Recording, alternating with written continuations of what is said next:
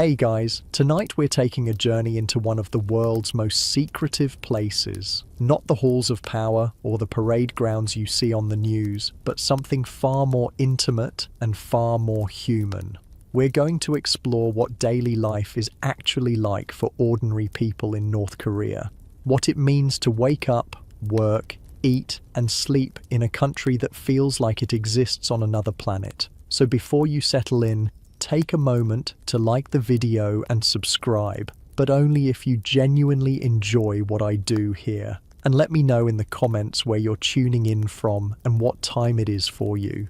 It's always fascinating to see who's joining us from around the world. Now, dim the lights, maybe turn on a fan for that soft background hum, and let's ease into tonight's journey together. When you hear North Korea, your mind probably jumps to missiles, parades, or that strange footage of seemingly robotic crowds cheering in perfect unison. But behind those carefully staged images are real people living real lives. 25 million souls who wake up each morning, brush their teeth, worry about their families, and go to sleep each night with hopes and fears just like yours. Their world is different, yes, sometimes unimaginably so, but it's still a world of mothers making breakfast, children playing in courtyards, and workers hurrying down cold streets on winter mornings. Tonight, we're going to step inside that world, not through the lens of politics or propaganda, but through the quiet moments that make up a human day. And we'll begin with understanding how profoundly everything changed when the world they knew came crashing down around them. There was a time, not so very long ago, when life in North Korea felt secure, predictable, even prosperous. It's hard to imagine now, but in the 1960s and 1970s, the average North Korean lived better than many of their neighbors. While China struggled through famines that killed millions, while South Korea remained largely agricultural and poor, North Korea hummed with industrial might. The lights stayed on, the factories ran, and everyone had work. Imagine waking up in Pyongyang in 1975. Your apartment provided by the state is modest but warm. The radiators work because the coal arrives on schedule. In the kitchen, your wife is preparing breakfast, rice from the state distribution center, kimchi from the communal stores. The children are getting ready for school in their crisp uniforms, knowing that afterward they'll attend the youth group meetings where they'll sing songs and learn about their country's bright future. You walk to work through clean streets where every building serves a purpose, every person has a role. The textile factory where you operate a loom doesn't make you rich, but it makes you proud.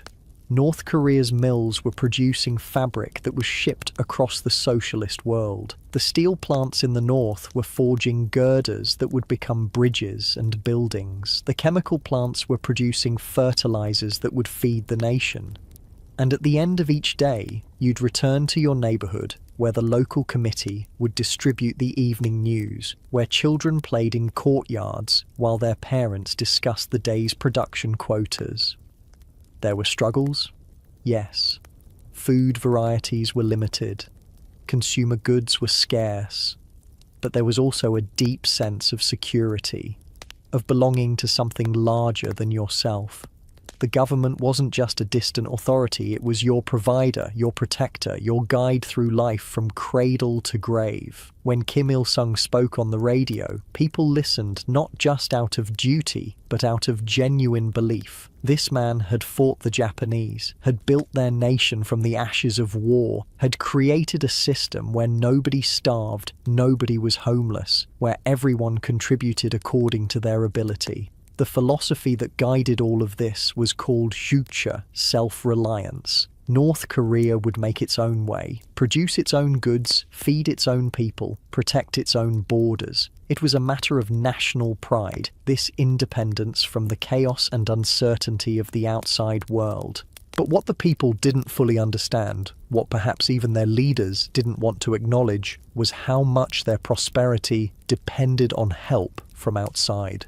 China and the Soviet Union poured resources into North Korea. selling them oil and raw materials at prices far below market value, buying their finished goods at prices far above what they were worth. It was a quiet subsidy, a cushion of support that made the entire system possible. Your breakfast rice came from Chinese grain shipments. The coal that heated your apartment arrived on Soviet trains. The steel that built your factories was forged with Soviet ore. But to admit this would be to admit that Hoosh was an illusion, that North Korea couldn't actually stand alone, and so life continued in this carefully maintained bubble. Children grew up believing their country was the envy of the world, that outside their borders lay only poverty, chaos, and oppression. Workers fulfilled their quotas believing they were part of something glorious. Families gathered around their radios each evening, listening to reports of bumper harvests and industrial achievements. The system wasn't perfect, but it worked, until quite suddenly it didn't. Because thousands of miles away, in a country most North Koreans could barely imagine, the Soviet Union was collapsing. And when it fell, it would take with it everything North Korea had built its life upon. The secure world of state-provided jobs, state-distributed food, and state-guaranteed futures was about to shatter like ice in the spring sun. And from that collapse would emerge a completely different North Korea, one that would force its people to choose between following the rules and staying alive. The end began quietly, as endings often do. In 1989, the Berlin Wall fell. In 1991, the Soviet Union ceased to exist. These seemed like distant events, political changes in faraway places that had little to do with daily life in North Korea. The factories kept running, the schools stayed open, the evening news continued to report on the glorious achievements of socialism, but beneath the surface, everything was changing. The trains carrying subsidized oil stopped arriving from Russia. The ships bringing cheap grain from China came less frequently. The generous trade agreements that had propped up North Korea's economy for decades simply vanished, replaced by demands for payment in hard currency that the country didn't have. Picture yourself as that same worker, waking up on a grey morning in 1992. The first thing you notice is the cold. Your apartment radiators, which had worked reliably for decades, are barely warm. The coal deliveries have become sporadic, and what arrives is often of poor quality, burning quickly and producing little heat. In the kitchen, breakfast has become a smaller affair.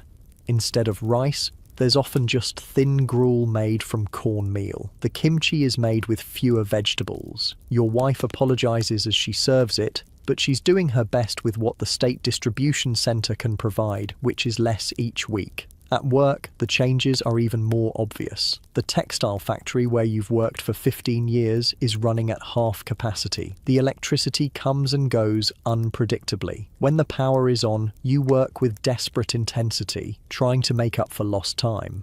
When it's off, which is increasingly often, you and your co-workers sit in the dark machinery hall, talking in hushed voices about what's happening to your country.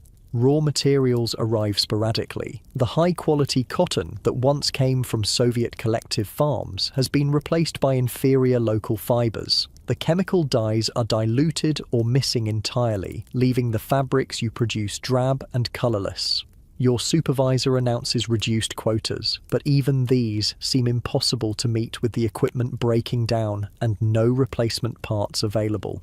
The evening news still speaks of temporary setbacks, of the need for all citizens to tighten their belts for the good of the nation. But the reality in your neighborhood tells a different story. Families who once seemed comfortable now look thin and worried. Children who should be in school are instead standing in long lines outside the distribution centers, hoping for a ration of rice or cornmeal. The local committee meetings, once focused on production goals and ideological education, now spend most of their time organizing work details to maintain basic services that the state can no longer provide. Groups of neighbors take turns repairing the heating system in your apartment block, clearing snow from the streets, even trying to keep the local clinic running when medical supplies run short. and slowly, inevitably, the unthinkable begins to happen. The state food distribution system, which has kept everyone fed for decades, starts to fail. First, the rations are reduced, then they become irregular, then, for many people, they stop altogether. You watch your neighbours grow thinner, you feel your own belt tighten week by week. Your children ask why there isn't enough food, and you find yourself repeating the official explanations about temporary difficulties while privately wondering how long temporary might last. By 1993, the morning routine in your household has changed dramatically. Your wife rises before dawn, not to prepare breakfast, but to join the long queue at the distribution centre, hoping to secure whatever rations might be available. Sometimes she returns with a small bag of cornmeal, sometimes with nothing but reports of empty shelves and apologetic officials. Your own workday has become increasingly absurd. You still report to the factory each morning, but there's often no electricity to run the machines, no raw materials to process, and no clear purpose to your presence. Yet you continue to go because not showing up would be noticed, recorded, possibly punished. So you sit in the cold factory hall with your co-workers, preserving the pretense of work while everyone slowly starves. The children's school has closed several days a week due to lack of heating fuel. When it does operate, the lessons have taken on a surreal quality. Teachers still speak of the glorious future of socialism, while everyone in the classroom is visibly malnourished. Students share whatever small snacks they might have, but there's precious little to share. At home, meal times become exercises in creative desperation. Your wife learns to make soup from tree bark, following recipes whispered between neighbours. Weeds and grasses become dietary staples. The family cat disappears one day and no one asks what happened to it. But perhaps the most frightening change is psychological. The absolute faith in the system that has defined your entire adult life begins to crack. You start to notice things you were trained not to see. Inconsistencies in the official reports, the gap between what the radio promises and what your eyes show you. Doubt creeps in, and with it, the terrifying realization that you might have to start thinking for yourself. The government's response to the crisis is predictable.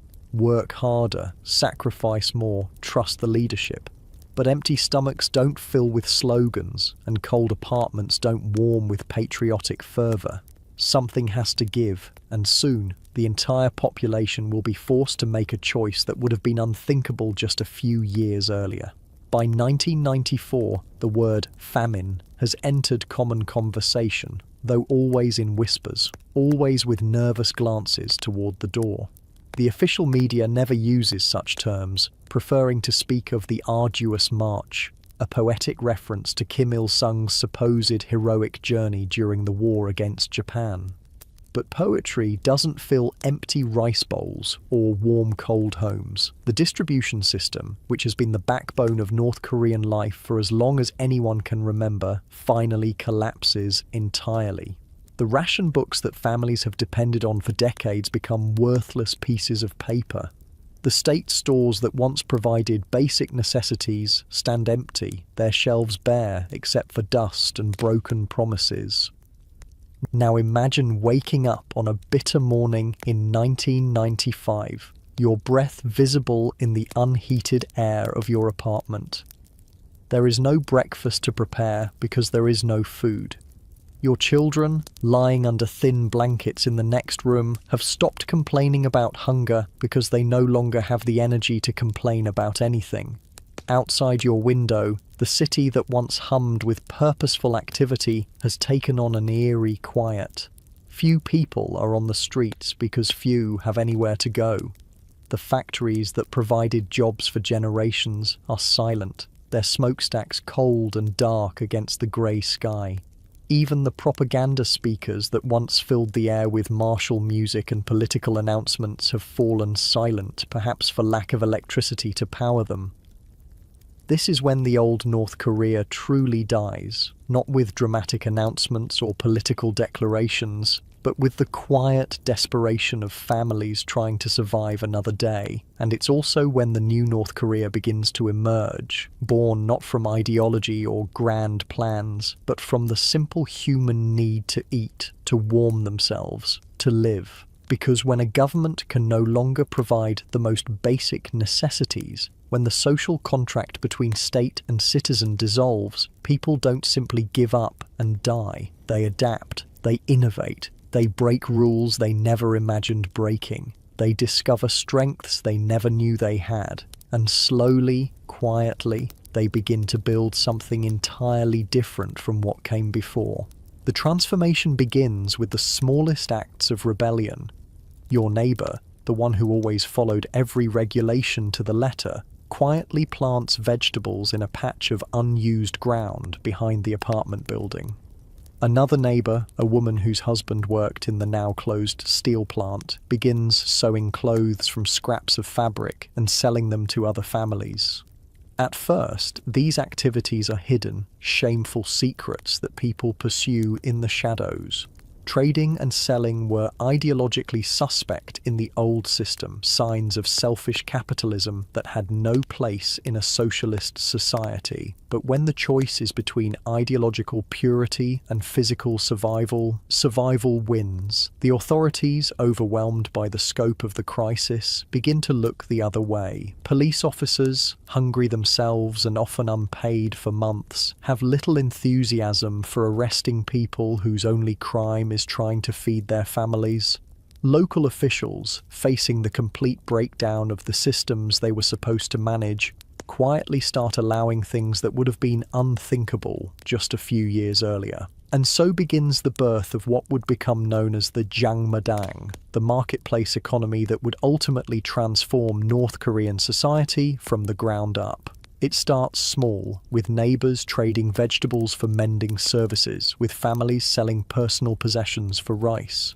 But from these desperate exchanges will grow a parallel economy that operates according to rules entirely different from anything North Korea has ever known. Let me take you into one of these early markets, sprouting up in the unused spaces between apartment buildings, in abandoned factory courtyards, anywhere people can gather without drawing too much official attention. It's a cold morning in 1996, and you're walking through what would have been unrecognizable as commerce to a North Korean from just a decade earlier. Here is an elderly woman sitting on a piece of cardboard, selling individual cigarettes she's rolled from tobacco grown in a small pot on her windowsill.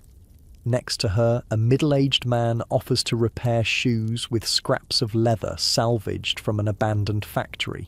Across from them, a young mother with a baby strapped to her back quietly offers to trade homemade soap for rice or cornmeal. The transactions happen in whispers, with constant glances toward the street, watching for police or party officials who might shut down the entire operation. Prices are negotiated in hushed tones, payment made with whatever people have to offer. Currency, when it exists at all, is often Chinese yuan or American dollars, slipped across borders through family connections or black market networks. But what's most striking about these early markets isn't what's being sold, it's who's doing the selling. Almost everyone here is a woman, and there's a very practical reason for this. In a society where men are expected to maintain their official jobs even when those jobs provide no income, women have been given the unofficial responsibility of keeping their families alive by any means necessary. Your own wife, who once took pride in her role as a proper socialist housewife, has become an entrepreneur by necessity.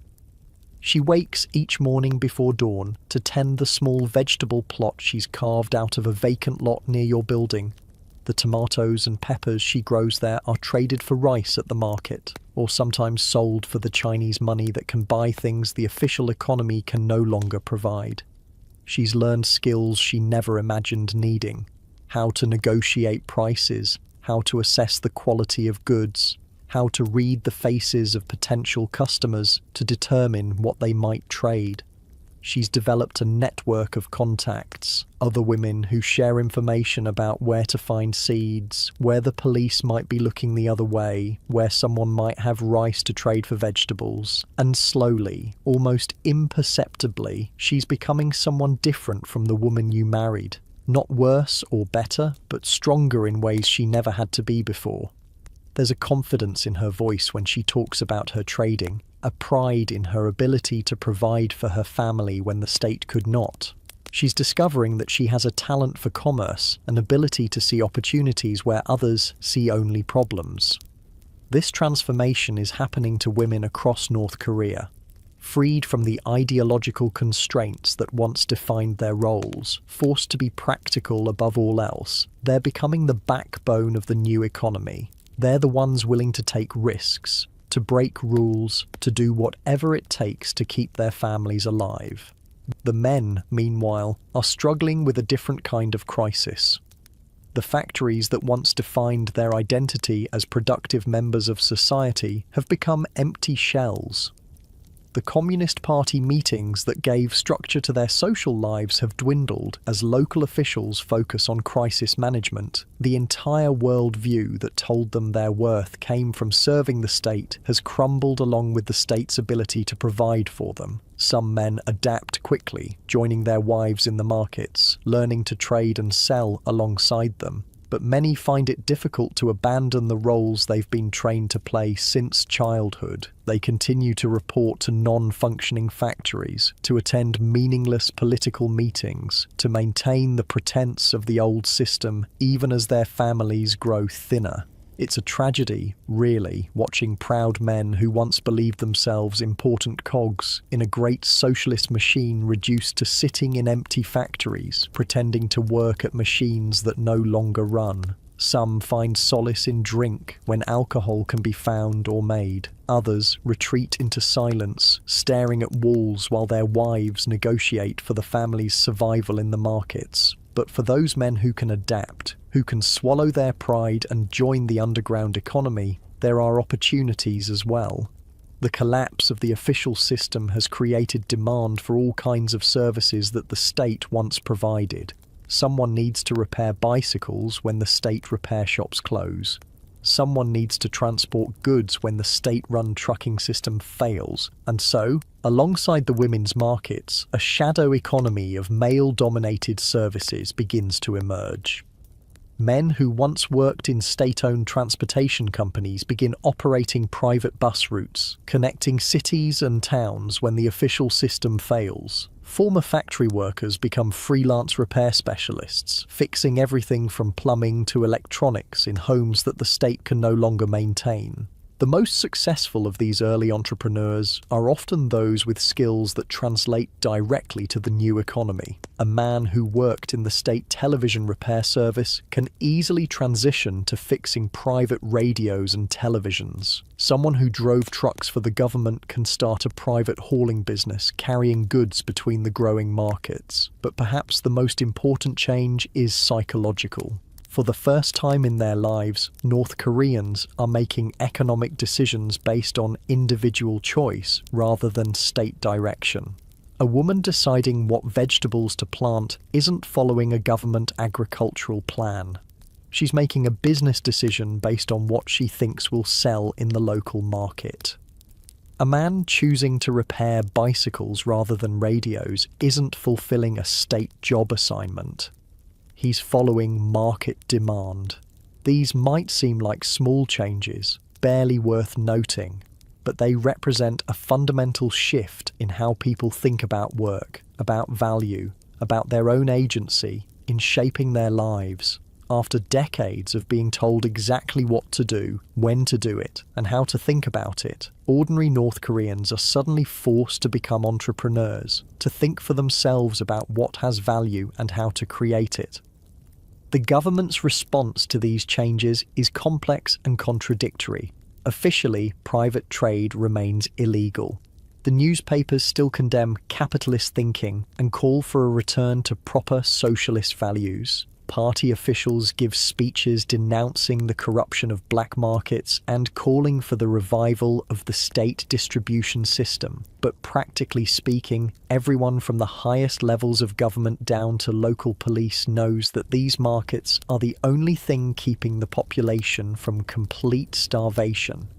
To shut them down would be to sign the death warrants of millions of people. And so an unofficial policy emerges.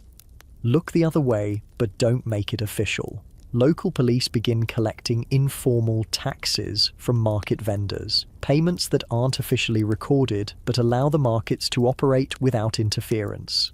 Party officials develop selective blindness when it comes to the small-scale trading happening in their neighborhoods. The government itself begins quietly purchasing goods through these black market channels when the official supply chain fails completely.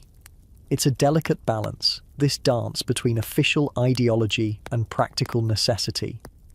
The state maintains the fiction that these markets are temporary measures, emergency responses to a temporary crisis that will soon be resolved by proper socialist planning. The people play along with this fiction when necessary, attending the mandatory political meetings where they dutifully condemn capitalist corruption while planning their next trading ventures. But behind this carefully maintained facade, North Korea is becoming a fundamentally different country. The old system, where everyone's role was predetermined by the state, is giving way to something more chaotic, but also more dynamic. People are discovering talents they never knew they had, forming business relationships across old social boundaries, creating wealth through their own efforts, rather than waiting for the state to provide it. And as the markets grow and become more sophisticated, they begin to change not just how people work, but how they think about themselves and their society. The woman who successfully trades vegetables for rice begins to see herself as more than just a wife and mother assigned a role by the state. She becomes a businesswoman, someone who creates value through her own intelligence and effort. This transformation is particularly dramatic for women who find themselves with unprecedented economic power and independence.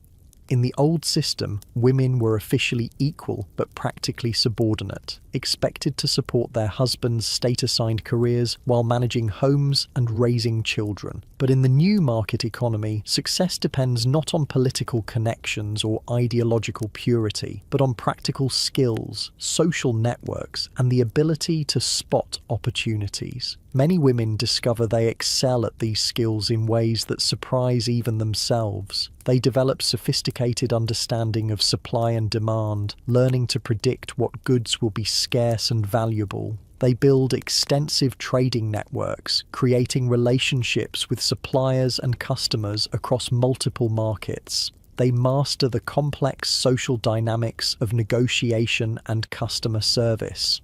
As we watch these markets evolve through the late 1990s, we're witnessing something remarkable. The birth of capitalism in a communist country, emerging not from government policy or foreign influence, but from the simple human need to survive. These early market traders, mostly women, mostly operating in direct violation of official law, are creating the foundations of what will eventually become a parallel economy that operates according to entirely different rules from the official state system. But this transformation comes at a cost. The social solidarity that once characterized North Korean society, where everyone was supposedly working toward the same goals and sharing equally in both hardships and achievements, begins to fragment. Now there are winners and losers, people who excel at the new economy and people who struggle to adapt, families that prosper through successful trading and families that fall behind. And yet, even as the markets grow and become more sophisticated, they remain fundamentally different from capitalism as practiced in other countries. They exist in the shadows, always vulnerable to official crackdown. They operate on personal relationships and trust rather than formal contracts and legal protections. They blend traditional Korean values of family loyalty and social obligation with the practical necessities of buying and selling. What emerges is something uniquely North Korean. a market economy that maintains the communal bonds and social networks of traditional Korean society while embracing the individual initiative and competitive dynamics of capitalism. It's a system that would be unfamiliar to economists on either side of the traditional capitalism-socialism divide, but it works for people who need to eat and need to survive. But even as these markets provide a lifeline for many North Korean families, they exist within a larger system that continues to shape every aspect of daily life in ways that outsiders often find difficult to understand. Because while the economic system has changed dramatically, the political and social systems that determine everything from where you live to whom you can marry remain largely intact. And at the heart of this system is something that every North Korean understands but rarely talks about openly. The songbun system, a hereditary class structure that determines your opportunities, your privileges, and your place in society from the moment you're born. It's a system so pervasive and so fundamental to North Korean life that it affects everything from your job prospects to your access to food, yet so sensitive politically that acknowledging its existence can be dangerous. Imagine discovering that your entire life, every opportunity you've ever had or been denied, has been determined not by your efforts or abilities, but by decisions your grandparents made decades before you were born. Imagine learning that there's an invisible classification system that labels you and everyone you know as either loyal, wavering, or hostile to the regime, and that this classification determines not only your own fate, but the fate of your children and grandchildren as well. This is the reality of Songbun, North Korea's hereditary class system that divides the entire population into roughly 50 different categories, grouped into three main tiers. The core class, perhaps 25 to 30% of the population, consists of those considered most loyal to the regime. These are the descendants of Korean War veterans who fought alongside Kim Il-sung, families of workers who contributed to early industrial projects, people whose ancestors made the right political choices at crucial moments in history. If you're born into the core class, doors open for you that remain forever closed to others. Your children can attend the best schools in Pyongyang. They can aspire to university education, to careers in science or government, to membership in the Workers' Party. They can marry across social lines without fear of losing status. They can travel more freely within the country, access better medical care, live in better housing. Most importantly, they can make mistakes, express doubts, even commit minor crimes without facing the severe consequences that would destroy families from lower classes. But even within the core class, there are hierarchies. The families of high-ranking party officials occupy a rarefied world of privilege that seems almost unimaginable to ordinary North Koreans. They shop in special stores stocked with imported goods. Their children attend elite schools where they learn foreign languages and develop the cultural sophistication expected of future leaders.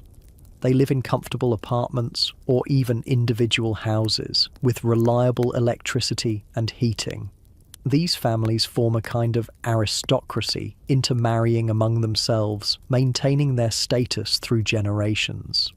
A child born into this highest tier doesn't just have opportunities, they have a completely different relationship with North Korean society. Rules that constrain others don't apply to them. Resources that are scarce for everyone else are abundant in their world. The wavering class, roughly 45 to 50% of the population, includes most ordinary North Koreans. These are people whose family histories are neither particularly distinguished nor particularly problematic. Perhaps their ancestors were small farmers or shopkeepers before the revolution, people who didn't actively resist the new system, but also didn't contribute significantly to its establishment. If you're born into the wavering class, your life is defined by limitations and conditional opportunities. You might be able to attend technical school, but probably not university. You can work in factories or on collective farms, but not in sensitive government positions. You can join the military, but advancement beyond certain ranks will be difficult. Your children will face the same constraints, carrying forward the invisible burden of your family's middle-tier status. For wavering-class families, the market economy that emerged from the famine offered unprecedented opportunities for advancement, at least in economic terms. A woman with a talent for trading could build a successful business regardless of her songbun status. A man with mechanical skills could develop a thriving repair service even if his political classification excluded him from factory management positions. But this economic success comes with constant tension. The more successful you become in the markets, the more attention you attract from officials who might want to extract payments or favors. The more wealth you accumulate, the more careful you must be not to display it in ways that might provoke accusations of flaunting capitalist values. And then there's the hostile class, perhaps 20 to 25% of the population, consisting of families whose ancestors supposedly opposed the revolution or whose members have committed political crimes. These might be descendants of landlords, businessmen, or Christians from before the war. They might be families of people who tried to flee to South Korea, who were caught engaging in unauthorized political discussions, or who simply fell victim to denunciations during various political campaigns. If you're born into the hostile class, you face restrictions that permeate every aspect of your life. You cannot live in Pyongyang or other major cities. You cannot attend university under any circumstances. You cannot join the military or the Workers' Party. You cannot work in education, government, or any position involving access to sensitive information. You cannot travel freely, even within North Korea. For hostile class families, survival itself becomes a daily challenge. They're often assigned to live in remote rural areas where economic opportunities are limited and government surveillance is intense. They work the most difficult jobs for the lowest wages, often in mining or agriculture under harsh conditions. Their children grow up knowing they will face the same restrictions, that no amount of talent or effort can overcome the stigma of their birth. Yet, even in this most constrained tier of society, the market economy has created some possibilities for improvement. A hostile class woman who develops skill at producing goods for the Jangmadang might not be able to change her political classification, but she can feed her family better than her neighbors. A man who becomes expert at smuggling goods across the Chinese border might live in constant danger, but he can also accumulate the resources needed to eventually escape the country entirely. What makes songbun particularly insidious is its invisibility. Unlike the caste systems of other societies, North Korea's class structure is never officially acknowledged or explained. There are no public records, no official announcements, no government offices where you can inquire about your classification. You simply discover it through the accumulation of experiences, the university rejection letter that comes despite excellent grades, the job assignment to a remote location despite superior qualifications, the marriage proposal that's withdrawn after the suitor's family investigates your background. Most North Koreans spend years figuring out their family's classification, piecing together clues from bureaucratic decisions and social interactions. Some never fully understand why certain opportunities remain forever out of reach, why their lives seem constrained in ways they can't quite articulate. The system creates a society where everyone is constantly performing loyalty while privately calculating their true position in the hierarchy. In public meetings, hostile class citizens must demonstrate even more enthusiasm for regime policies than core class citizens, precisely because their loyalty is suspect. Wavering class families must work harder to prove their dedication, volunteering for extra duties and avoiding any behaviour that might suggest political unreliability. This performance of loyalty becomes exhausting, a daily theatre in which everyone knows their role but nobody can acknowledge the script. You learn to read the subtle signals that indicate someone's true status. The quality of their clothing, the confidence in their voice when speaking in public, the jobs their children are assigned, the neighbourhoods where they live. But perhaps the most tragic aspect of Songbun is how it perpetuates itself across generations. Children internalize the limitations imposed by their classification, learning to dream only within the boundaries their birth has established. A hostile class child doesn't dare aspire to become a scientist or diplomat, not just because such positions are forbidden, but because dreaming of them would be psychologically devastating.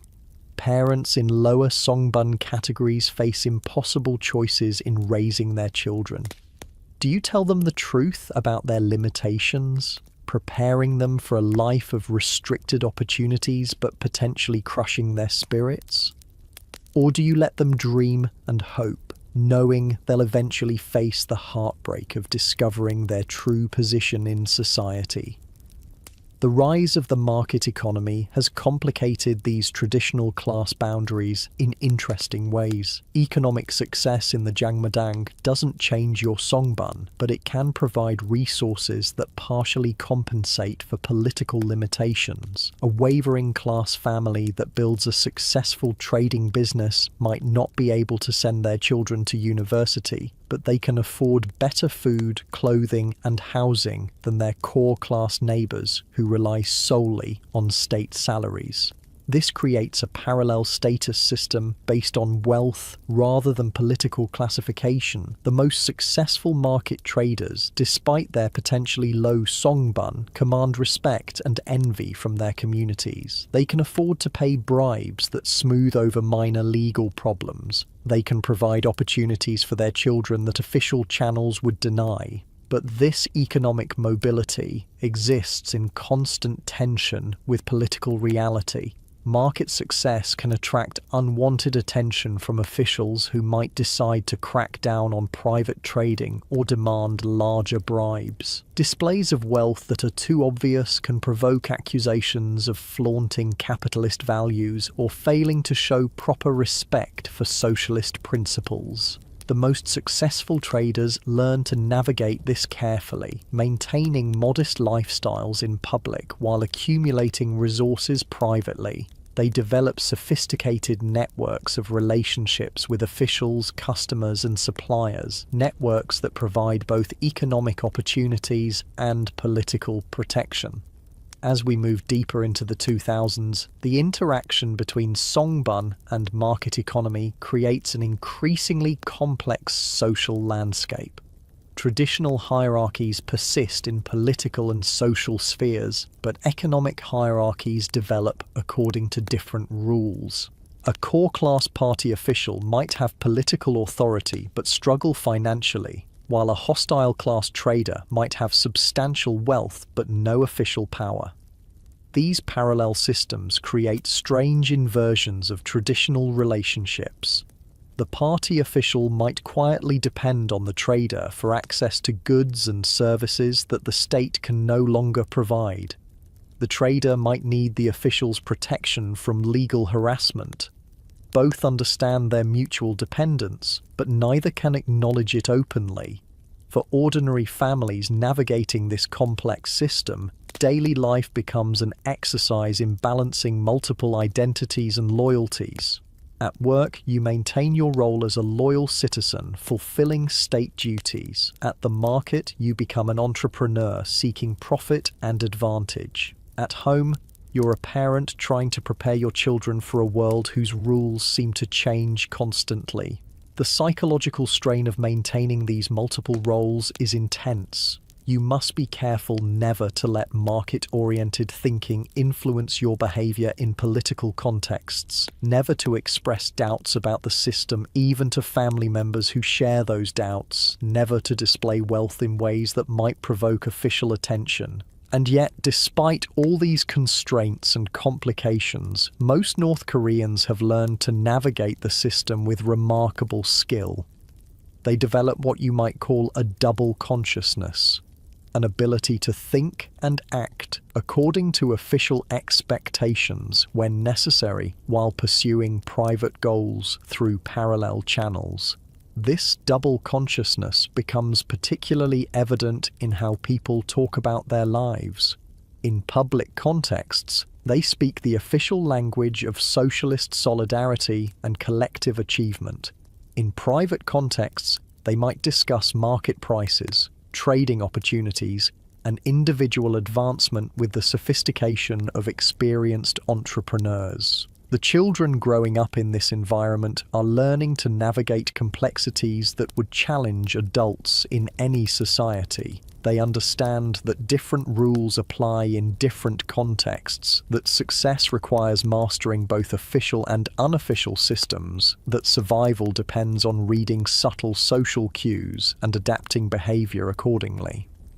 These young people are developing skills that older generations never needed. The ability to quickly assess a social situation and determine which persona to adopt. The capacity to maintain friendships across songbun lines while respecting unspoken boundaries. The knowledge of when to speak and when to remain silent. But as these new generations come of age, they're also bringing different expectations and values to North Korean society. Having grown up with market trading as a normal part of life, they're more comfortable with individual initiative and economic competition. Having seen their mothers succeed as entrepreneurs, they're less accepting of traditional gender roles and limitations. The government recognizes these changes and has begun adapting its policies accordingly. While never officially abandoning socialist principles, practical policies have increasingly accommodated market realities. The Jangmadang that once operated in legal shadows are now officially recognized and regulated.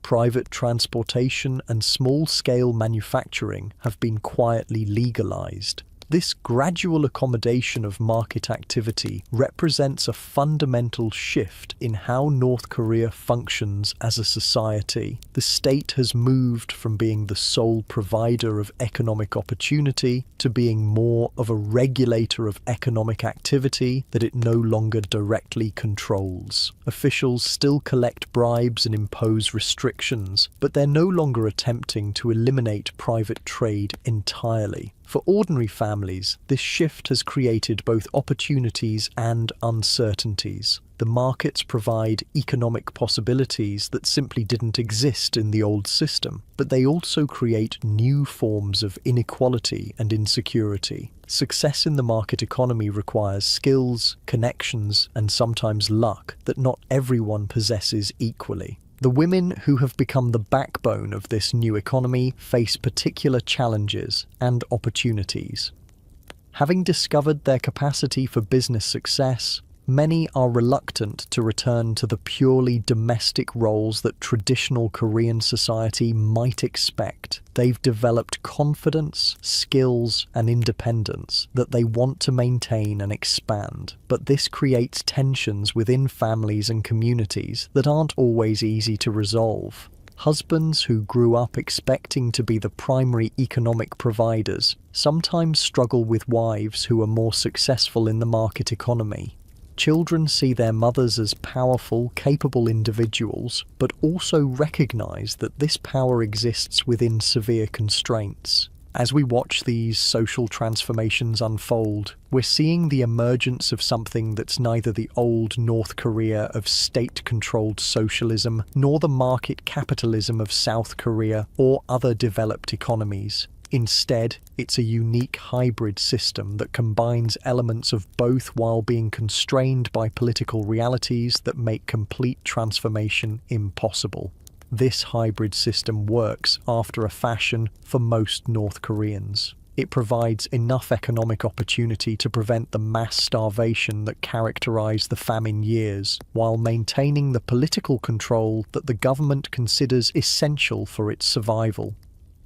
It allows individual initiative within carefully controlled bounds, private accumulation of wealth alongside public displays of socialist loyalty. But it also creates constant tension between official ideology and daily reality, between public performance and private behavior, between individual ambition and collective responsibility. Living in this tension requires psychological skills that people in more stable societies never need to develop.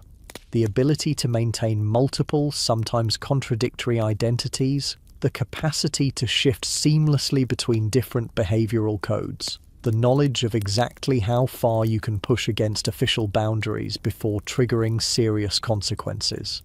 And as we'll see, this tension becomes even more complex when we explore how ordinary North Koreans have learned to access information from the outside world, how they've created networks that extend beyond their country's borders, and how they navigate relationships with family members who have escaped to South Korea or other countries. But before we can understand these international connections, we need to explore what daily life looks like for the large portion of North Korean society that has been most affected by the economic and social changes we've been discussing, the military. In a country where military service is virtually mandatory for young men and where the army has traditionally been the most privileged institution, the changes of recent decades have created particularly dramatic contrasts between official status and actual living conditions. The North Korean military, officially known as the Korean People's Army, is one of the largest armed forces in the world relative to population size. With an estimated 1.2 million active personnel and several million more in reserves, it represents a significant portion of the adult male population.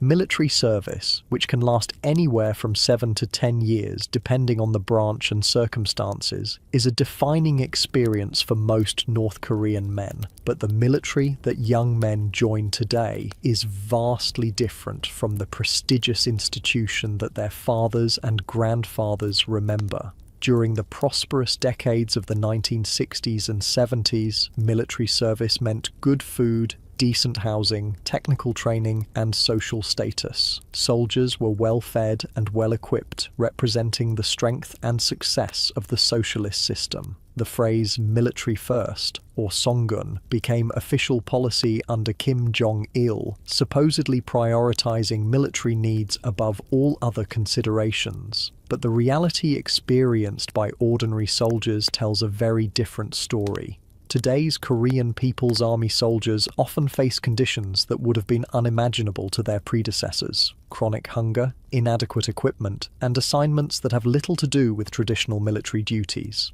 Let me take you into the daily life of a typical North Korean soldier, someone we'll call Jin-ho, who was conscripted at age 17 and is now in his third year of what will probably be a 10-year term of service.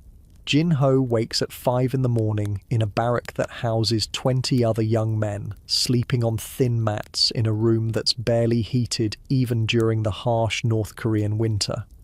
There's no breakfast waiting for them because there's no food to prepare. The military's food distribution system, like the civilian system before it, has largely collapsed. Instead of being fed by the state, soldiers are expected to provide for themselves through whatever means they can manage. After morning exercises and political education sessions, Jin-ho and his unit are assigned not to military training or defense preparations, but to agricultural work on collective farms. This has become the primary activity of most North Korean soldiers, providing free labour for farming projects that are supposed to feed the population, but that often can't even feed the soldiers doing the work. The irony is profound. These young men have been drafted to defend their country, removed from their families and civilian lives, subjected to military discipline and hierarchy, only to find themselves working as unpaid farm labourers while slowly starving. The weapons they trained with are often inoperable due to lack of maintenance. The military vehicles they were supposed to operate have no fuel. The grand military exercises they expected to participate in have been reduced to small-scale local manoeuvres. During lunch break, if it can be called that, Jin-ho and his fellow soldiers might receive a small portion of cornmeal or rice if the unit has been fortunate in its agricultural work.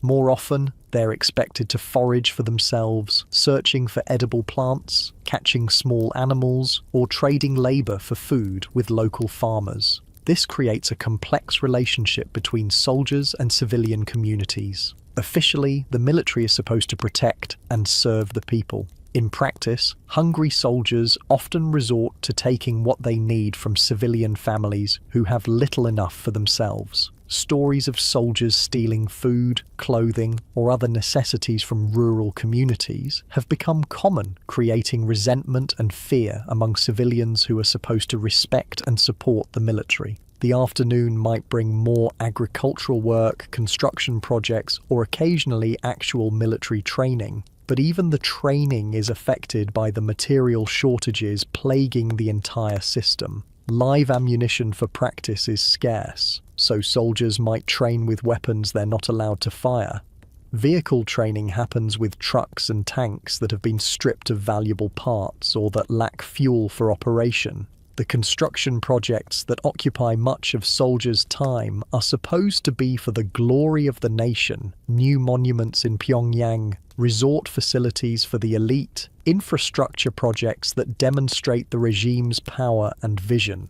But for the soldiers doing the work, these projects represent exhausting labor under dangerous conditions, with inadequate safety equipment and insufficient food to maintain their strength. Evening brings political education sessions where soldiers are supposed to study the writings of Kim Il-sung and Kim Jong-il, learn about the glorious history of the Korean People's Army, and prepare themselves mentally for the eternal struggle against American imperialism. But these sessions often feel surreal to young men who spend their days struggling to find enough food to maintain basic health. The contrast between the official narrative of military strength and socialist prosperity and the daily reality of hunger and deprivation creates cognitive dissonance that soldiers must somehow resolve. Some maintain genuine belief in the system, attributing their hardships to temporary difficulties or external enemies. Others become cynical, going through the motions of political education while privately questioning everything they've been taught. But perhaps the most psychologically difficult aspect of military service is the isolation from family and the civilian economy that might provide opportunities for improvement. While their sisters and mothers are building successful businesses in the Jangmadang, while civilian men are finding ways to participate in the growing market economy, soldiers remain trapped in a system that provides neither adequate support nor opportunities for individual initiative. Some soldiers do find ways to participate in informal economic activities.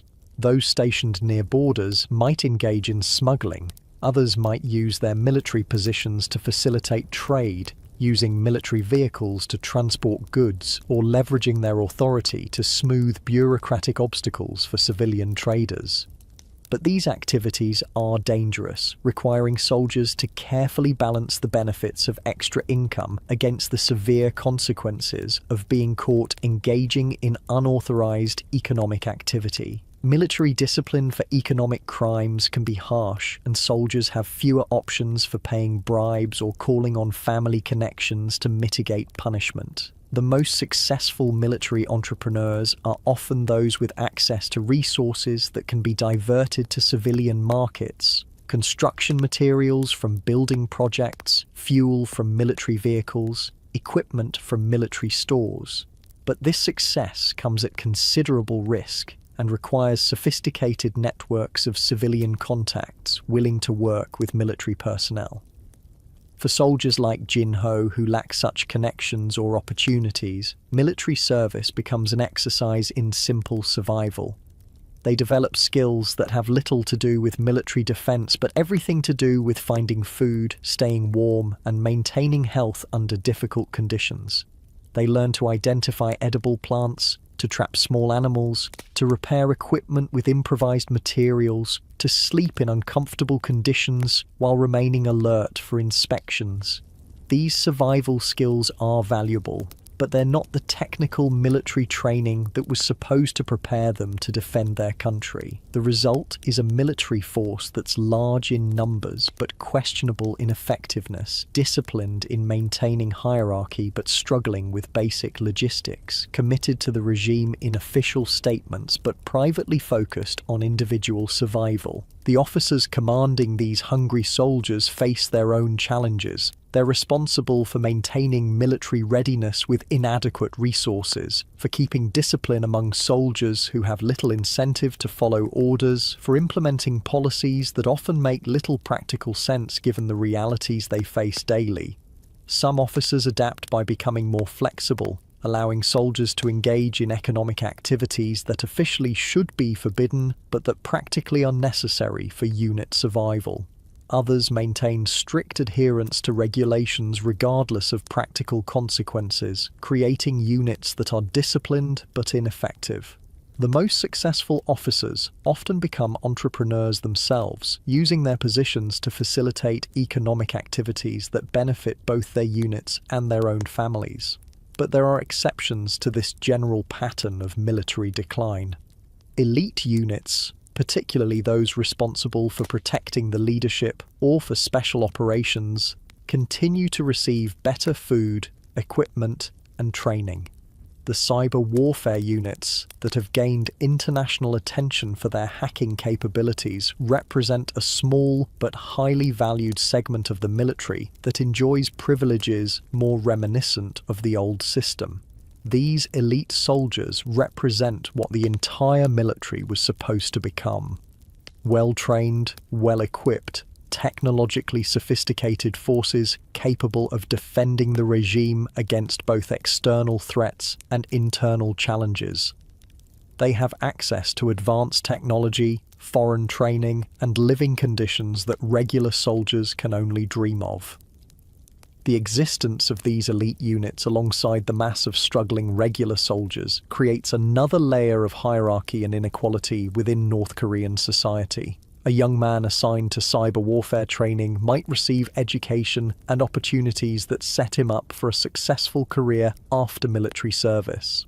Another young man assigned to a regular infantry unit might spend 10 years slowly starving while doing agricultural labor. These assignments aren't made randomly. They reflect the Songbun system we discussed earlier, with core-class families more likely to see their sons assigned to elite units, while hostile-class families watch their sons disappear into the regular military for years of hardship and deprivation. As Jin-ho approaches the end of his third year of military service, he faces a decision that would have been unimaginable to soldiers of previous generations. Whether to try to stay in the military for a full career or to leave as soon as possible to pursue opportunities in the civilian economy. The traditional path of career military service, once a guarantee of social status and economic security, no longer offers the benefits it once did, but leaving the military after completing his mandatory service presents its own challenges. Jin-ho has spent his entire adult life in a rigid, hierarchical system with clearly defined rules and expectations. He has no experience with the market economy that has transformed civilian life while he was serving. He has no capital to start a business, no network of contacts to help him find opportunities, no skills that translate directly to civilian success. Yet Jin-ho also has advantages that purely civilian North Koreans might lack. His military experience has given him organizational skills, the ability to work under pressure, and connections with other former soldiers who might help him navigate the transition to civilian life. He's learned to be resourceful and adaptable, qualities that serve well in the uncertain environment of the market economy. Most importantly, he's learned to maintain official loyalty while pursuing private survival, a skill that's essential for success in the parallel economy that characterizes modern North Korea. He knows how to navigate bureaucratic systems, how to read official cues and unofficial signals, how to balance compliance with self-interest. The broader impact of these changes in military service extends far beyond the soldiers themselves. When the military was a prestigious institution that attracted the best young men and provided them with valuable training, it served as a source of technical skills and organizational capability for the entire society. Former soldiers became factory managers, engineers, local officials who brought military discipline and competence to civilian roles. But when military service becomes primarily an exercise in survival under difficult conditions, it no longer serves this function. Instead of training productive citizens, it may be creating a generation of young men who are skilled at getting by with minimal resources, but who lack the technical knowledge and professional experience needed for economic development. This transformation of the military from an engine of social mobility and technical training to a holding pattern for young men represents one of the most significant changes in North Korean society over the past 3 decades. It reflects the broader pattern we've been exploring, the breakdown of traditional institutions and the emergence of new, often informal systems for organizing social and economic life. But even as traditional institutions like the military struggle with resource constraints and changing social conditions, North Koreans have shown remarkable creativity in developing new ways to connect with each other and with the outside world. The same ingenuity that created the Jangmadang economy has also created information networks that allow people to access entertainment, news, and even direct communication channels that the government never intended to permit. And it's these information networks, operating through smuggled electronics, illegal border crossings, and creative interpretations of official policies, that provide us with our next window into daily life in North Korea. Because understanding how ordinary North Koreans access entertainment, communicate with the outside world, and maintain connections with family members who have escaped the country reveals another dimension of the double life that characterizes existence in this unique society. The flow of information into North Korea happens through channels that would surprise many outsiders.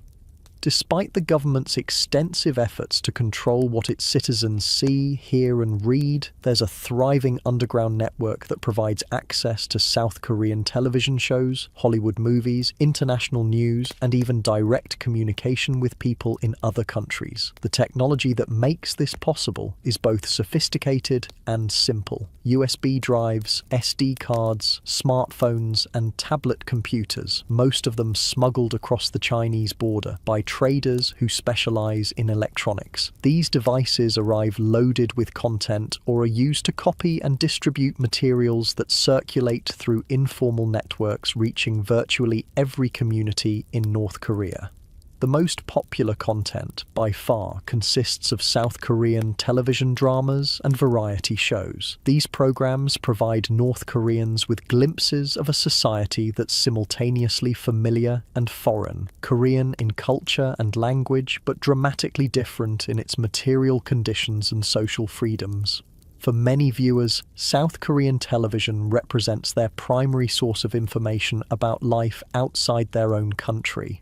Watching these shows is both an entertainment experience and an education in what life might be like under different political and economic systems. The casual abundance displayed in South Korean programs, the way characters interact with government officials, the freedom to travel and change jobs, the variety of consumer goods available in stores, all of this provides North Korean viewers with reference points for evaluating their own society.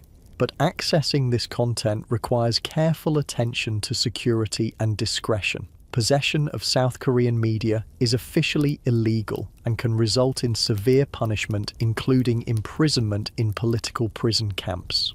So viewing typically happens in small groups of trusted friends or family members, late at night when surveillance is less likely, in homes where windows have been covered and sound has been muffled. The technology used for viewing has evolved to accommodate these security concerns. USB drives can be quickly hidden or swallowed if authorities appear unexpectedly. Smartphones can be programmed to automatically delete content if certain security codes aren't entered regularly.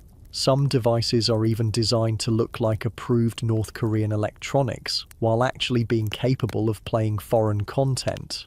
The distribution networks for this content operate like sophisticated commercial enterprises, despite being entirely illegal. Smugglers bring devices and content across the Chinese border, often hidden among legitimate trade goods. Urban distributors, often women who can move through communities without attracting as much official attention, carry materials to customers who have placed orders through word-of-mouth networks. Pricing for this content reflects both the risks involved in distribution and the strong demand among North Korean consumers. A USB drive containing a single South Korean drama series might cost the equivalent of several days' wages for a typical worker. Popular new content commands premium prices, while older materials become more affordable as they circulate more widely, but the expense doesn't seem to deter consumers. Families will save for weeks to purchase the latest South Korean variety show. Groups of neighbors might pool resources to buy content that they'll share among themselves. Some viewers become regular customers, purchasing new materials as soon as they become available from their local distributors. The impact of this content on North Korean society extends far beyond entertainment. South Korean programs provide models for fashion, hairstyles, language use, and social interaction that young North Koreans often adopt despite official disapproval. The influence is particularly visible among women, who might subtly incorporate South Korean makeup techniques or clothing styles into their appearance. Language is also affected, with South Korean expressions and accent patterns appearing in the speech of North Koreans who regularly watch Southern programming. This creates interesting generational divisions, with older North Koreans sometimes unable to understand references and expressions used by younger people who have absorbed South Korean cultural influences. Perhaps more significantly, exposure to South Korean media provides North Koreans with alternative frameworks for understanding their own society. The contrast between the material abundance and personal freedoms displayed in South Korean programs and the restrictions and shortages of North Korean life creates cognitive tensions that viewers must somehow resolve. Some viewers maintain their loyalty to the North Korean system while enjoying South Korean entertainment as pure fantasy, something that's interesting to watch but not relevant to their own lives.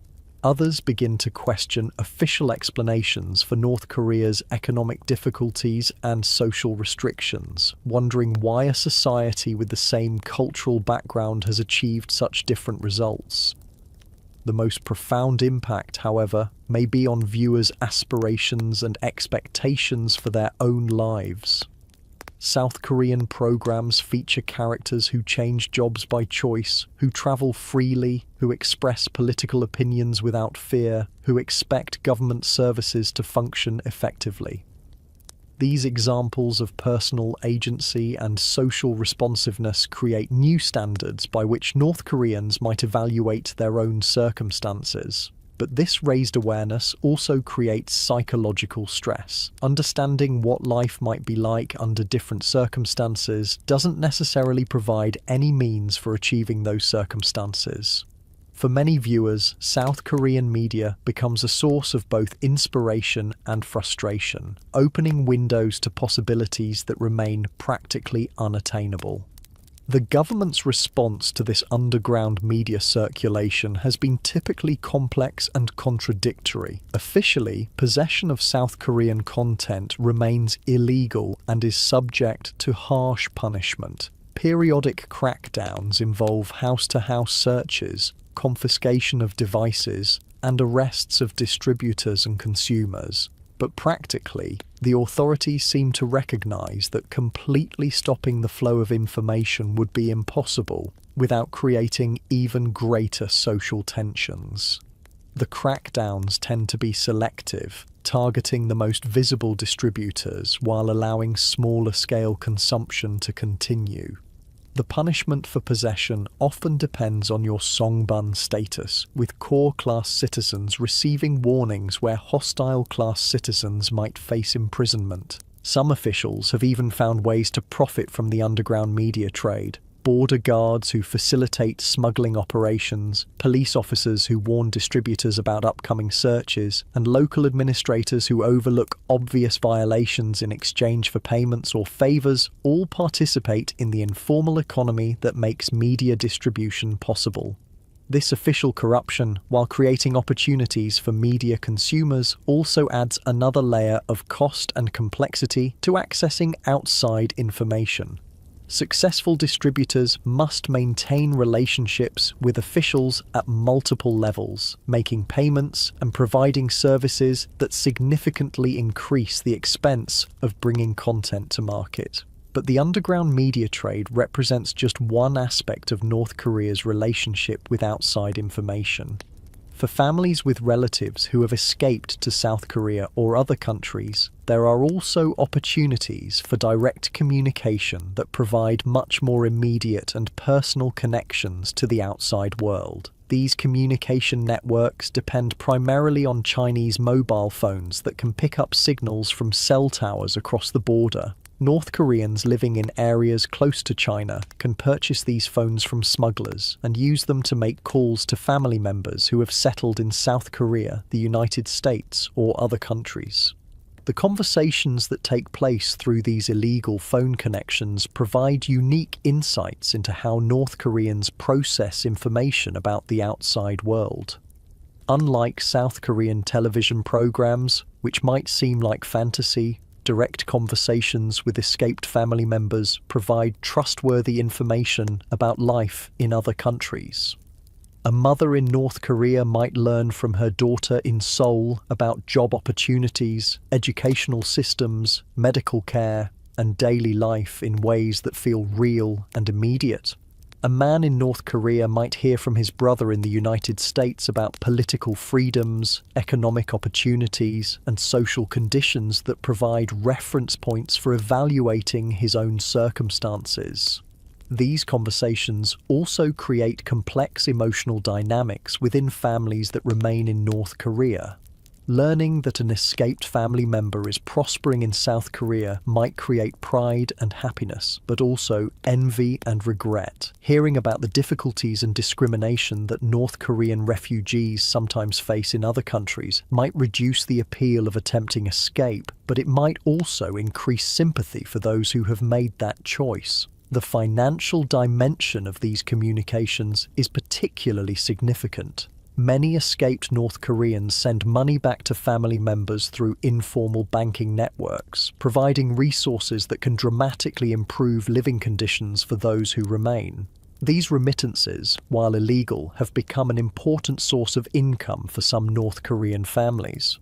The money transfer systems operate through Chinese nationals who have business relationships in both North Korea and South Korea. An escaped North Korean in Seoul might pay money to a Chinese contact there, who then contacts a colleague in North Korea to provide equivalent funds to the intended recipient family. The system depends entirely on trust and personal relationships, but it has proven remarkably reliable and efficient. For receiving families, these remittances can provide access to better food, healthcare, housing, and educational opportunities. They can also provide the capital needed to start successful market businesses or to pay the bribes necessary for favorable treatment from officials. In some cases, they provide the resources needed for additional family members to escape, creating chains of migration that gradually remove entire families from North Korea over time. But receiving money from escaped relatives also creates security risks and psychological complexities. Families must be careful not to display sudden wealth in ways that might provoke questions about its source. They must maintain the fiction that their improved circumstances result from successful market trading rather than foreign assistance, a deception that requires constant vigilance and careful planning. The knowledge that family members are prospering in other countries while those who remain struggle with daily survival also creates emotional tensions within families. Parents might feel abandoned by children who escaped, even while benefiting from the money those children send. Siblings who remained might feel both grateful for and resentful of the success of siblings who left. These communication and financial networks have also changed how North Koreans think about their government's isolation policies. When official media describes the outside world as hostile and impoverished, But direct family contacts provide evidence of prosperity and freedom. People must somehow reconcile these contradictory sources of information. Some maintain faith in official explanations by attributing their family members' success to exceptional circumstances or temporary conditions. Others begin to question more broadly the accuracy of government information about the outside world.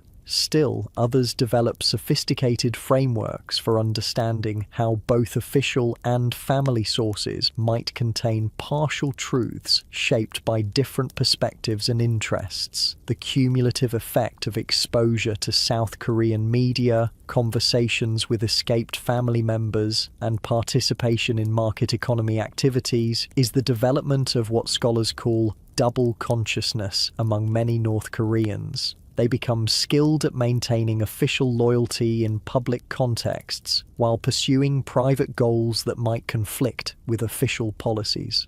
This double consciousness is perhaps most evident in how people talk about their lives depending on their audience. In work meetings or political education sessions, they might speak enthusiastically about socialist principles and collective achievements. In private conversations with trusted friends or family, they might discuss market prices, compare their living conditions to what they've learned about other countries, or express frustration with government policies. The skill required to navigate between these different conversational contexts is considerable and begins developing in childhood. Children learn early that different rules apply when talking to teachers, parents, friends, and strangers. They understand that certain topics are safe in some contexts, but dangerous in others, that expressing curiosity about the outside world might be acceptable at home but problematic at school. Parents face difficult decisions about how much to share with their children about the realities of their society versus the official narratives taught in schools. Too much honesty might prepare children for adult life, but could also lead them to express dangerous ideas in inappropriate contexts. Too little honesty might leave them unprepared for the complexities they'll face as adults. As children grow into adolescence and young adulthood, they must develop their own strategies for managing these contradictions. The most successful often become skilled at reading social cues, understanding quickly what kind of conversation is appropriate in specific contexts, and shifting their behavior and language accordingly. These social skills serve them well in the market economy, where success often depends on building relationships with people from different social backgrounds and navigating complex networks of official and unofficial obligations. But they also create psychological stress from constantly monitoring their own behavior and expressions to ensure they don't accidentally cross invisible boundaries. For young people who have grown up with access to outside information and market economy opportunities, the contrast with their parents' experiences can be striking. Their parents might have sincerely believed in the socialist system during their youth, accepting its limitations as necessary sacrifices for collective benefit. But young people today often see the same limitations as arbitrary restrictions that prevent them from achieving the kind of life they've learned is possible in other societies. This generational difference creates tensions within families and communities. Older North Koreans who remember the stability and security of the pre-famine era might view market activities and outside information as necessary evils, temporary adaptations to difficult circumstances. Younger North Koreans might see these same activities as normal parts of life and question why they should be restricted or hidden. The government has recognized these generational changes and has attempted to address them through various policy modifications. The official tolerance of market activities that we discussed earlier represents one response to the reality that younger generations have grown up expecting opportunities for individual economic advancement. The development of domestic entertainment and consumer goods industries represents another attempt to provide alternatives to foreign content. But these modifications exist within the continuing framework of political control and information restriction that defines North Korean society. The government has shown willingness to adapt economically and socially, but it maintains strict limits on political expression and organisation that constrain how far social changes can proceed. For individuals navigating this evolving system, daily life requires constant calculation about which opportunities to pursue, which risks to take, and which boundaries to respect. A successful market trader might accumulate enough wealth to dramatically improve her family's living conditions, but she must be careful not to display that wealth in ways that attract unwanted official attention. A young man with access to outside information might develop sophisticated understanding of international affairs and economic systems, but he must be careful not to express opinions that could be interpreted as criticism of North Korean policies. A family receiving remittances from escaped relatives might enjoy improved nutrition and housing, but they must maintain stories about the source of their good fortune that protect both themselves and their overseas family members. These calculations become particularly complex when opportunities arise that might lead to fundamental changes in life circumstances. The decision to attempt escape from North Korea represents the ultimate version of this kind of calculation, weighing the potential benefits of freedom and prosperity against the risks of death, imprisonment, or family separation. For most North Koreans, escape remains more theoretical than practical. The costs are enormous, both financial and emotional. The risks are severe, including death during the journey and harsh punishment for family members who remain behind. The challenges of adapting to life in other societies, while often exaggerated by North Korean propaganda, are real and significant.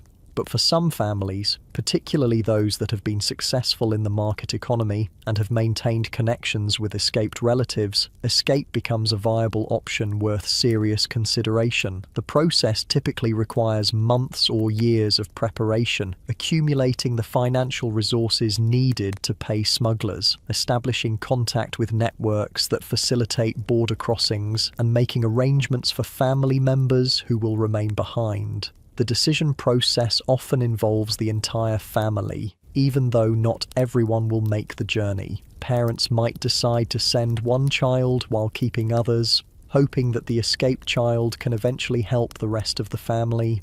Spouses might separate temporarily, with one partner leaving first to establish a foundation for bringing the other later. The psychological impact of these decisions extends far beyond those who actually attempt escape. The knowledge that escape is possible, even if difficult and dangerous, changes how people think about their circumstances and their futures. It makes current hardships feel more temporary and arbitrary, but it also creates pressure to either take action to change those circumstances or find ways to accept them psychologically. For families that choose not to pursue escape, daily life involves finding meaning and satisfaction within the constraints of North Korean society. This might mean focusing on family relationships, taking pride in market business success, finding fulfillment in cultural activities, or maintaining hope that conditions will improve over time. The most successful adaptations often involve finding ways to pursue personal goals and values within officially acceptable frameworks. A woman who values education might not be able to attend university herself due to songbun restrictions, but she might find satisfaction in educating her children informally. A man who dreams of travel might not be able to visit other countries, but he might find adventure in the domestic travel required for market trading activities. These adaptations require creativity and psychological resilience, but they also provide models for how people in constrained circumstances can maintain dignity and purpose. They demonstrate that even within highly restrictive political systems, individuals can find spaces for personal agency and meaningful action. As we watch these various adaptations and survival strategies play out across North Korean society, we're seeing the emergence of a social system that's unlike anything that existed in either traditional Korean society or classical socialist states. It combines elements of market capitalism with political authoritarianism, individual initiative with collective constraints, global information access with local isolation. This hybrid system creates daily experiences that would be difficult to imagine without detailed understanding of how its various components interact. A typical day for a North Korean family might involve participating in state-mandated political activities while secretly watching South Korean television shows, trading in markets while maintaining official jobs, communicating with escaped relatives while professing loyalty to the regime that those relatives fled. The psychological complexity required to navigate these contradictions is considerable, but most North Koreans have developed sophisticated skills for managing multiple, sometimes conflicting loyalties and identities. They've learned to compartmentalize different aspects of their lives, to shift quickly between different behavioral codes, and to maintain emotional equilibrium despite constant uncertainty about the future. These skills serve them well not only in their current circumstances, but also in adapting to change when it occurs. North Koreans who eventually escape to other countries often demonstrate remarkable resilience and adaptability, drawing on the psychological resources they developed for managing complexity and uncertainty in their homeland. But the current system also creates costs that extend beyond individual psychological stress. The constant need to maintain different public and private personas inhibits the kind of open social communication that supports innovation, problem-solving, and community building. The restrictions on political expression prevent the development of civil society organizations that might address social problems or advocate for policy improvements. The focus on individual and family survival, while understandable given the constraints people face, sometimes comes at the expense of broader social solidarity and collective action. The market economy that has provided essential opportunities for economic improvement has also created new forms of inequality and social competition that didn't exist in the earlier socialist system. Yet, despite these limitations and costs, the North Korean people have demonstrated remarkable creativity and resilience in building lives worth living under extraordinarily difficult circumstances. They've created economic opportunities where none officially existed, maintained family connections across international borders despite legal prohibitions, and preserved cultural values and social relationships despite political pressures. The women who built the Jangmadang economy, the families who maintain connections with escaped relatives, the young people who navigate between official expectations and private aspirations, all represent forms of human agency that persist even under highly restrictive political conditions. Their experiences provide insight not only into life in North Korea, but also into the broader human capacity for adaptation and survival. As we consider what daily life in North Korea is really like, we must hold in our minds both the genuine hardships that characterize many people's experiences and the remarkable human creativity that has allowed them to build meaningful lives despite those hardships. It's not enough to focus only on the political restrictions and economic limitations that define the official system, nor is it sufficient to celebrate individual adaptation while ignoring the structural constraints that make such adaptation necessary. Instead, we must understand North Korean society as a complex interaction between restrictive institutions and human agency, between political control and economic innovation, between official ideology and private reality. The North Korea that emerges from this understanding is neither the propaganda paradise described in official media nor the dystopian nightmare often portrayed in foreign coverage. It is rather a society where 25 million people wake up each morning and make countless small decisions about how to navigate the day ahead. Some of those decisions involve political compliance and ideological conformity. Others involve market trading and economic entrepreneurship. Still others involve family relationships, cultural activities, and personal aspirations that exist largely independently of political considerations. The cumulative effect of millions of these daily decisions is a society that's constantly evolving in ways that often surprise both foreign observers and North Korean officials. The famine that seemed like it might destroy the country instead created new economic institutions. The information isolation that was supposed to preserve ideological purity has given way to sophisticated underground networks for accessing foreign content. The political controls that were designed to prevent individual initiative have been adapted to accommodate market activities that require precisely such initiative.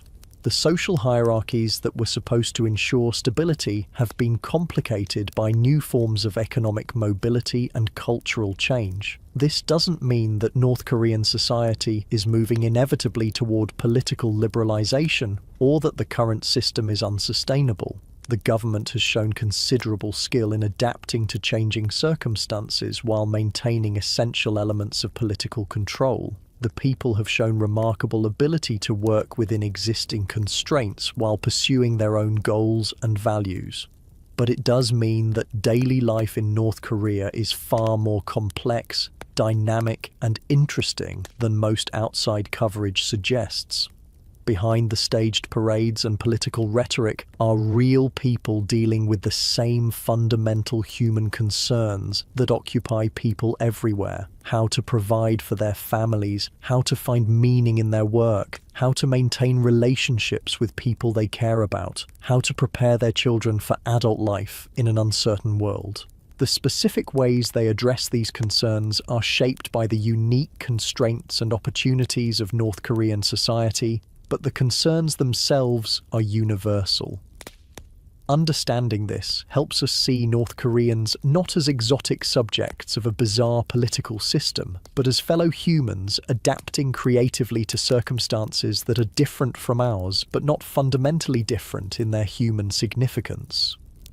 As our journey through daily life in North Korea draws to a close, we're left with an appreciation for both the constraints that define people's experiences and the agency they exercise within those constraints. We've seen how the collapse of the old socialist system forced ordinary families to become entrepreneurs, how women became the backbone of a new economy while maintaining their roles as mothers and wives, how young people learn to navigate between official expectations and private aspirations. We've explored how the military service that was once a source of pride and opportunity became an exercise in survival under difficult conditions.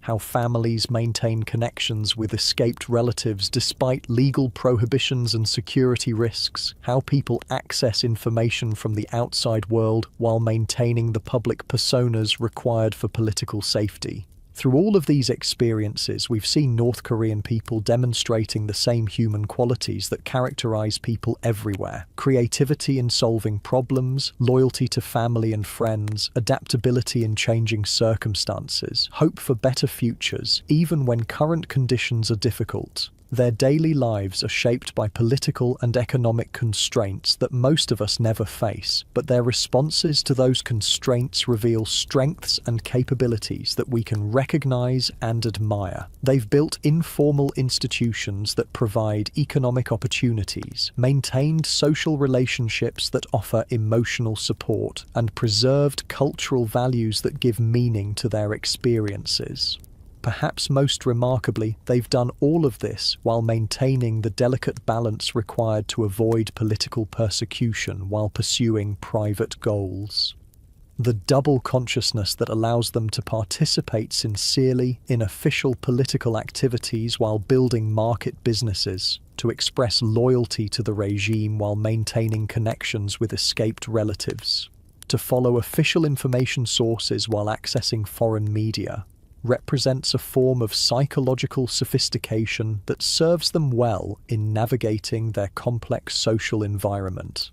This doesn't mean their lives are easy. or that the constraints they face are acceptable. Many experience genuine hardship, and virtually all face limitations on their freedom and opportunities that we would find intolerable. But it does mean that they've found ways to live with dignity and purpose despite those constraints, creating spaces for human flourishing within a system that often seems designed to prevent it. As we conclude tonight's exploration of what daily life in North Korea is really like, we carry with us a deeper appreciation for the complexity of human experience under extraordinary circumstances. The North Korea we've discovered together is neither the propaganda image of socialist paradise nor the foreign stereotype of totalitarian nightmare, but something more interesting and more human. A society where ordinary people pursue extraordinary adaptations to circumstances they didn't choose but must somehow navigate. Their stories remind us that human agency persists even under the most restrictive conditions, that people find ways to care for their families and communities regardless of official policies, that the fundamental human desires for security, dignity, and connection transcend political systems and ideological boundaries. Tonight, as you settle into your own beds in your own homes, perhaps you'll think of the 25 million North Koreans settling into their beds as well, each carrying their own hopes and worries, their own plans for tomorrow, their own strategies for building lives worth living within the circumstances they face. They're not so different from us, these distant neighbours sharing the same planet, the same fundamental human needs, the same quiet determination to make the best of whatever life has given them. Their daily experiences, so different from ours in their specific details, remind us that humanity adapts, survives, and even thrives under the most unlikely conditions. And in that adaptability, that survival, that quiet thriving, we find something both humbling and inspiring. The endless creativity of the human spirit in its determination to live, to love, to hope, and to build something meaningful from whatever materials the world provides. Thank you for joining me on this journey into daily life in North Korea. Until next time, sleep well. And remember that somewhere across the world, people very much like yourself are facing tomorrow with the same mixture of uncertainty and hope that characterizes the human condition everywhere.